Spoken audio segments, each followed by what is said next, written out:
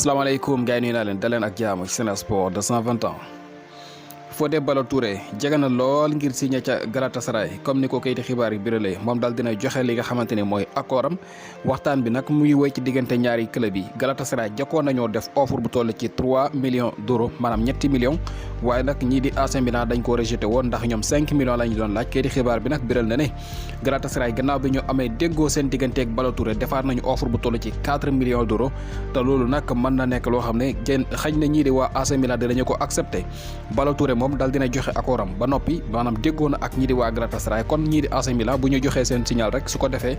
Ballo-Touré day dem signé ji foofu la ca Galatasaray ñu fàttali leen ne am na yeneen i club yoo xam ne ñu ngi koy topp bokk na ci Nice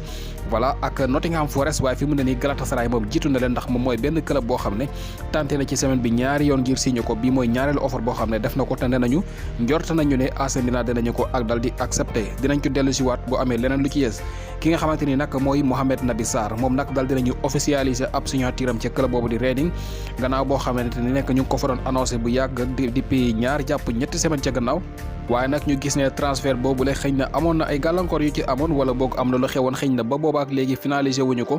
tey jii nag mbir mi leer na daal dinañu ko officialisé ne nañu dey Nabi Sarr signé na ñeent ati contrat ak club boobu la di Reading club boobu la nag ñu fàttali leen ne fa la kii di Mamadou Loum Ndiaye nekk kon ñaari sénégalais jamono yi ñu ngi ci club boobu la di Reading nekk ca championship bu Angleterre ki nga xamante ne mooy Nicolas Jackson moom nag daal dinay monté officiellement ak équipe première bu Villarreal gannaaw boo xamante ne gis ngeen kat ndoorteelu saison bi mu def jaloor yu am solo ci pré-saison yi ak match yi nga xam ne Villarreal joué gum na ko yëpp mu nekk titulaire waaye nag ba fu ñuy waxee daanaka joueur équipe réserve bi la woon ndax dañu ko doon yëgal donc fi mu ne nii daal dinañu koy officialiser ne maanaam day monté ci équipe première bi fi mu ne nii moom dootul joué ak benn yoon ci li nga xamante ne mooy équipe réserve bi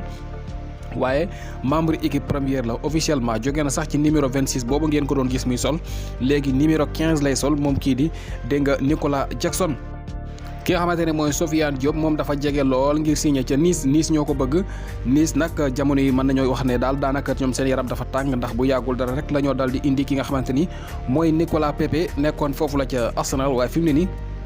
ñu ngi liggéey bu baax a baax ci dal di signé kii di Sofiane Diop bi nga xam ne joueur AS Monaco la toll ci 21 ans moom franco sénégalais bi la nee nañu de fi mu ne ni daanaka mbir maa ngi bëgg a sotti ngir kii di Sofiane Diop war a signé dégg nga foofu la ca Nice ki nga xamante ni nag mooy Anthony Martial dafa am blessure ba sax dina wuutee match bi nga xam ne Manchester United war nañu ko joué ci weekend bi la ñu fàttali leen ne nag moom dafa jóge ci blessure keroog match bi nga xam ne Manchester dina ko joué ak Liverpool sax dugg na ci dégg nga maam ñaareelu xaaji jongante gi waaye daal ci gaaw delluwaat na ndax moom gis nañu ne kat joueur la boo xam ne maam daal yëpp na lool li nga xamante ne mooy dégg nga barabu fajukaay yi moom kii di Anthony Martial kon delluwaat na ñaata temps lay toog nag moom xamuñu ko waaye daal li leer mooy Erik ten Hag moom daal dinay xamle ne match bi ñu war a joué ci weekend bi moom du ci bokk moom kii di Anthony Martial ki nga xamante ne mooy Jules Koundé moom kii di xibaar dañoo biral ne kat Barcelone dinañ ko inscrire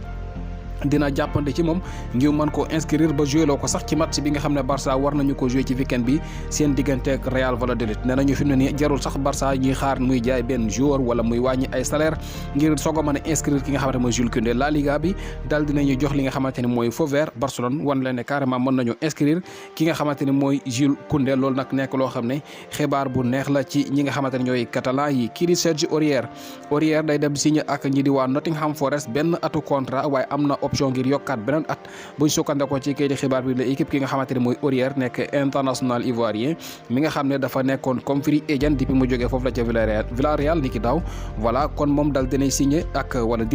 ak ñii di waa Nottingham Forest di club bu Moussa Niakhaté ak kii di Cheikhou Kouyaté tënk la woon ci xibaar gars yi continue leen di suivre Sen Sport 220 ans the best sport news channel